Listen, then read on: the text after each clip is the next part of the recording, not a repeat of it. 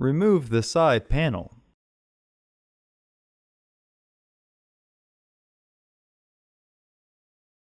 Using a Phillips head screwdriver, remove the screws at the bottom of the glove box.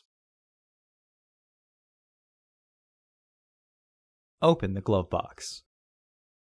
Remove the top 3 screws that secure the glove box assembly. Remove the glove box assembly and set it on the floor.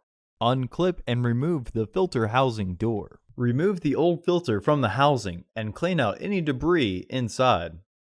Insert your new filter into the housing, with its airflow indicating arrow pointing down. Reinstall the filter housing door. Reinstall the glove box assembly.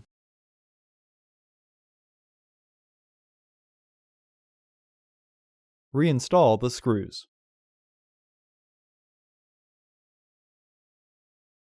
Close the glove box. Reinstall the 2 remaining screws. Reinstall the side panel. Order your parts today at filterheads.com. Also, please like our video and subscribe to our channel so you won't miss any new content.